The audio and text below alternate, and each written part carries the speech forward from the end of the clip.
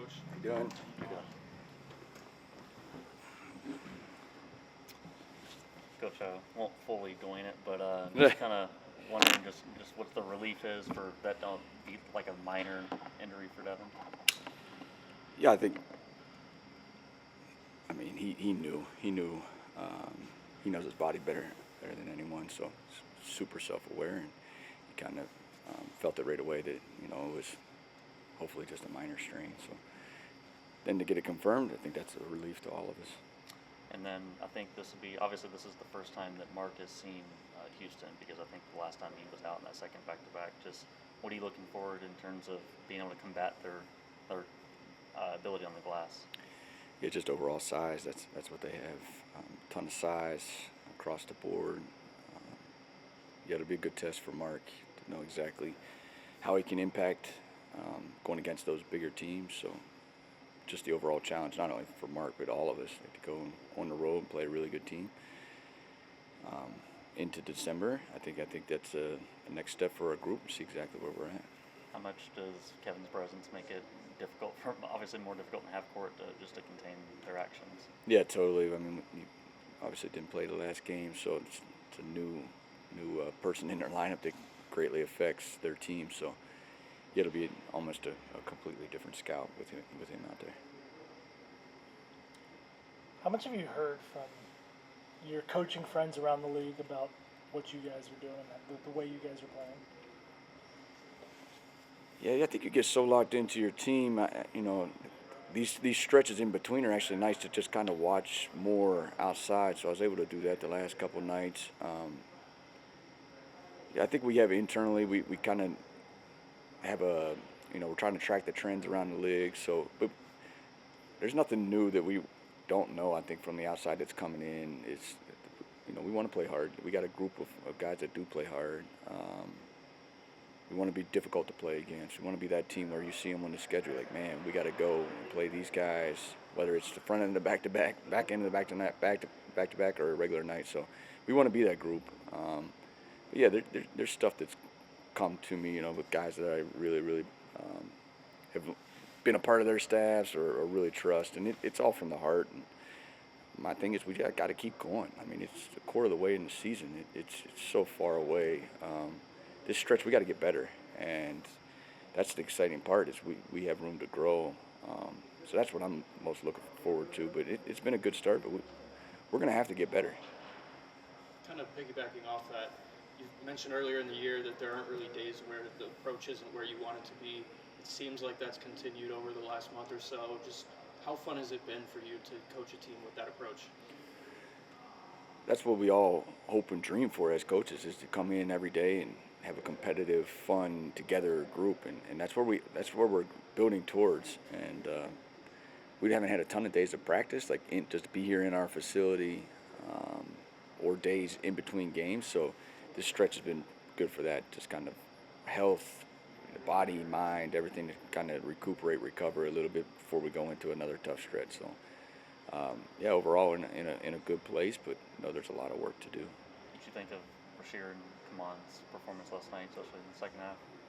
It's just another step, It's like we're gonna.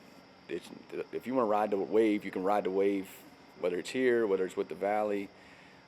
Obviously, great that they won, but they took steps. They took steps in the right direction, being in those competitive environments, end of game situations, and playing the right way. And it's great to have them around. Another blessing that we have with the G League right here, they were able to play last night, then come over here and be a part of what we're doing. We did a little recap of quarter way through the season, and they were able to be a part of it. So we were able to celebrate their game last night too, and I think it's important for the organization. We got guys working, and why it was a lower day the last couple of days, those guys went and played in a competitive game and got better. So that's definitely helpful for all of us. It's been a few games now for each of them down there. What do you think they're getting from it so far? Just extended runs at this time in their careers. Like, it's a different game, and they're in different situations than they even played in college. Like, it's unique to those guys in their development is now they got to put it to action. There's only so many reps you can take against coaches or against in 3-on-3 situations. You need the full totality of it to know exactly where you're at. So we know that their role is slightly different in the Valley than what it would be for us, but some of the same things we want that to be able to translate. So Rashir's efficiency and man's offensive glass and defensive presence, like that stuff translates. So um, again, super thankful that it's right here and we can take advantage of that, and those guys get really, really good reps. You say you all, of course, be directional at the point of attack defensively. Kind of in the layers of your defense and how you want to crowd gaps and kind of cover up drives. Saw some peel switches the last few games. How have you seen, just kind of the little things where your defense grow to keep yourself in advantage on defense when teams are trying to create advantage? Yeah, you definitely picked up on it. Knew you would. We're trying to add layers into this as you go through the season. Again, without the practice reps, it's hard, but then sometimes scouting or who you're playing allows you to just kind of highlight it a little bit more, but it's a credit to our guys. Like, we're building stuff in our system without practice reps. That's really hard to do.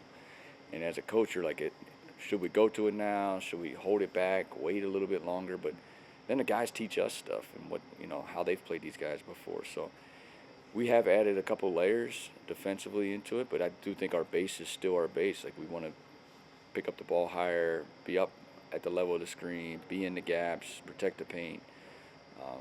That we've obviously had some success turning teams over.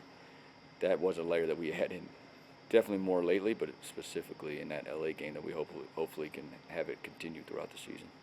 With Colin playing more, it feels like teams are trying to find ways to poke at the defense and trying to involve him in action more. Can you speak to just kind of that option where we've seen teams in the past, I think even like the Cavs last year with Darius Garland, switch from giving him showing recovers to just switching and kind of protecting around him. What goes into that coaching decision, and how can you empower guys to let them know, hey, we're gonna switch you to not concede rotations, but we got your back on the back end. How do you watch Suns and Cavs film?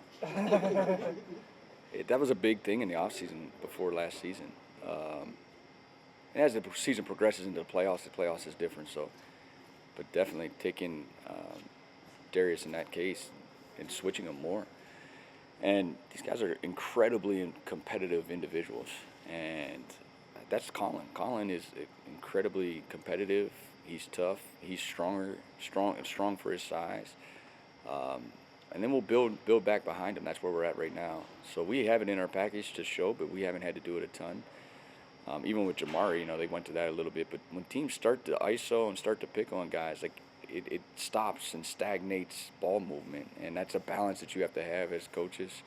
And we decided to stick with that in the LA game. But that's something that we have in our package. But you hope you don't have to get to it too quickly because you got a competitive dude on the basketball, and we have enough support around him. But yeah, right now we're in a switch because Colin can guard. Seems like every game Mark comes up with a few critical steals just with his hands in passing lanes or when drivers are coming at him. Just how big has that been for him to kind of help you? I think you're second in opposing turnover percentage this year behind OKC. Yeah, so some of the things that we just went over, so it's top of mind for sure. It's just our, we're top 5 deflections, up there enforcing turnovers. Big part of that is Mark. Mark, when he's on the floor, is disruptive, and he just prevents rim attempts overall, which is incredibly helpful. The teams just don't even test him because of his size. So, yeah, I think Mark, for a lot of part of his career has been back and drop. We're still asking him, can you be up even more? And part of that is so the ball handler sees a little bit more of a crowd at the point of attack. He's done a great job of being up. We're going to continue to ask him to be up even more because he does have great hands. He can be disruptive, and he has to know that we have his back on the backside. A lot of times you don't want to be as aggressive because you're worried your man's going to score. That's not something Mark thinks about. Mark's all about the team, and it's really helping our defense. On the offensive side, he's running more pick and roll. Some of it because of injury, some of it because you just need some of that shoulder, some of that usage. How are you seeing his kind of patience, and some people call him Barkley or Billy dribbles, just to kind of get to his spots, be like a solve for you all, usually kind of later in the clock after primary action. You said Dylan? You're asking about Dylan? Dylan. Yeah, Dylan's been fantastic on that side of the ball. I think there's some of these that he just continues to add parts of his game. I still go back to his work. the amount of work that he puts into his game. Never seen someone work harder. But yeah, you want to create a domino somehow.